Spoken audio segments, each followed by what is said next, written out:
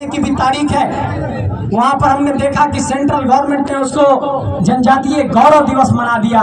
हम ये कहना चाहते हैं कि आदिवासियों का गौरव तभी जिंदा रहेगा जब तक यहाँ के लोगों को हक अधिकार नहीं मिलेगा, हमारा गौरव जिंदा नहीं रह सकता है। इसलिए आप सबसे ये कहना चाहते हैं कि अपने माथे पर जो ये झारखंड का हरी पगड़ी बांध कर रखे हैं, उस हरियाली को बचाने की लड़ाई है, जल जंगल जमीन को बचाने की लड़ाई है। ये सारे लोग हमारे जमीन पर कब्जा करना चाहते हैं। कई बार उदाहरण देते हैं, मैंने देखा कि एक उदाहरण दे रहे थे जयराम जी हमारे कि गोड्डा में जब प्लांट बना अडानी का तो बिजली बेचा गया बांग्लादेश को, कोयला लाया गया ऑस्ट्रेलिया से और जमीन लिया गया हमारे हाथ। मैं ये पूछना चाहता हूँ आप सबसे कि आखिर ऐसा क्या कारण है कि सीएनटी का कानून रहने के बावजूद भी यहीं पर अडानी आती है, यहीं पर एनटीपीसी आता है, पूरा बड़का गांव उजड़ जाता है, पूरा झरिया धनबाद उजड़ जाता है, पूरा टंडवा आम्रपाली में उजड़ जाता है। यहाँ के विस्थापितों को हक अधिकार नहीं मिलता है, उनके जमीन का मुआवजा नहीं मिलता है। ये सवाल आपको सोचना पड़ेगा।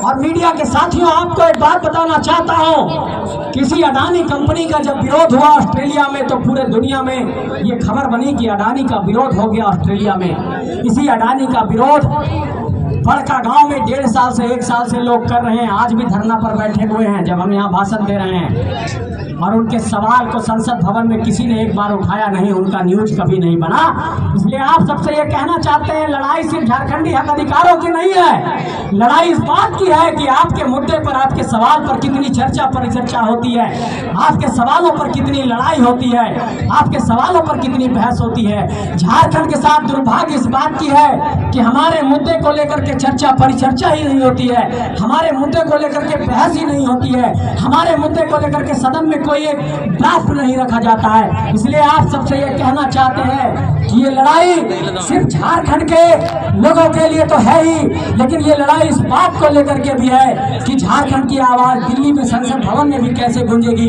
तो यहाँ के लोगों पर ये दबाव हम लोगों को बनाना होगा। आप लोगों को बहुत बहुत आभार कि आप लोगों ने बहुत दृढ़ता से सुना। बात मुझोरा लाने तो है आप लोगों ने जो दिया है, आप लोगों को बताना चाहता हूं कि इसको सूद समेत हम लोग वापस करें। मैंने कहा कि इतने केस मुकदमे भी हमारे हौसले को नहीं डिगा सके तो पुलिस के एफआईआर के कागज से ये आंदोलन नहीं रुकेगा।